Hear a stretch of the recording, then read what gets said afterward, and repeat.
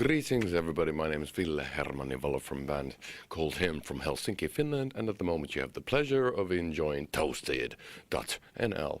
Have fun and have more fun, and then the funnest, and then die. Later.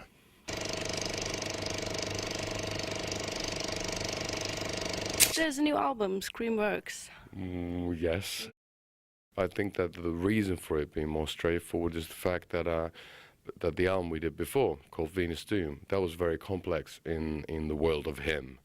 It was for us a very progressive, weird, doomy, gloomy, surreal, experimental album. So I guess that it's very natural to do something a bit more direct and straightforward, just forward and in your face and all that. But I don't know. I think it's a really, really good rock album, and I'm super disappointed if it doesn't do well, because I think, if when it comes to a rock album being melodic, big choruses, a lot of hats off to the 80s like Slash and a lot of slashy guitar things and all that. I think it can get a lot better in that world. But if that's something that people are not interested, then fuck them.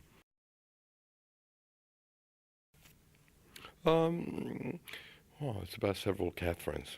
Catherine was that's a term for there's a lot of. It's tough to say. It's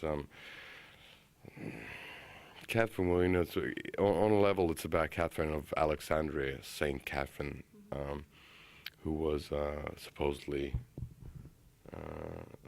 Supposedly they tried to kill her on a breaking wheel, they called it, like tied up on a wheel, and broke all her limbs, but then the wheel broke, and at the end of the day they beheaded her, and all the religious art with Saint Catherine, she's always carrying a broken wheel with her, and that was just a torture method at the time. I don't necessarily believe in linearity of time, so I like the idea of a revolving motion. I like the wheel, because I think that, what goes around comes around, and life in itself is kind of repetitious. And I just like the vibe of being tied to a wheel, and the wheel being life in essence, and being love, and being the emotions I can't control, the submissive nature of a relationship, and that's the Catherine wheel.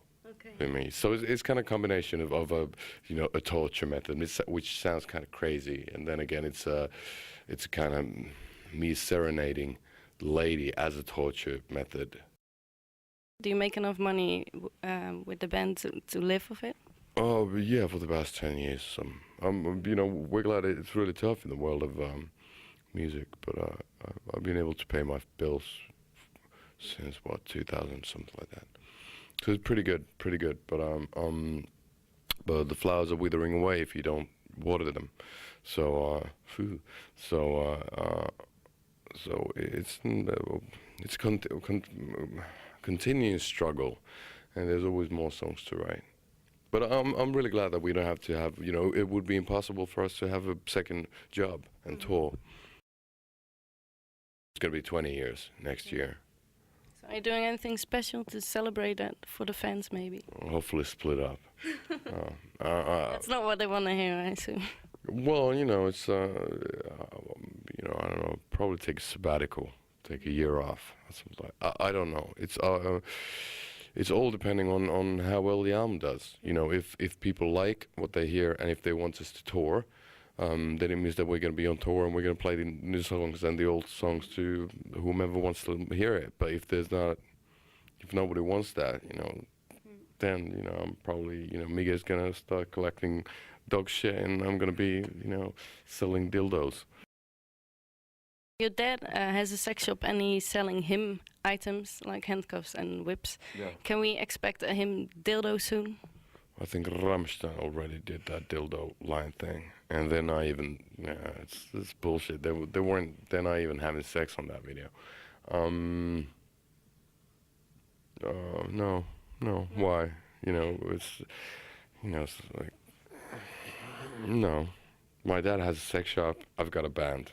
But he's selling your stuff. He's selling things of your band. Yeah, well, he's got a friend who does like S&M jewelry and stuff like that for you know, like the real whips and stuff like, not just, you know, like, you know, trendy whips you have, like proper whips and stuff like that. And he made a few with him logos and stuff like that, because, you know, we just thought that if people want to buy them, you know, more power to my daddy.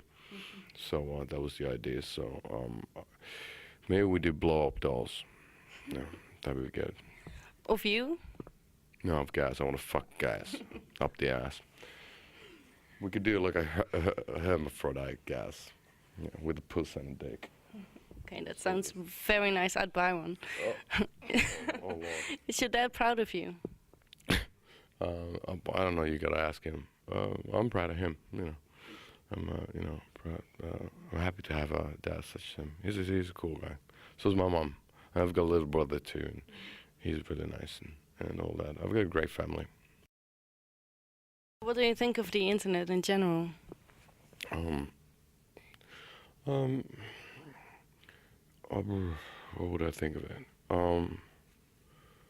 Let's say I'd like to see the world without it, because like the amount of information is so vast and it's so unreliable.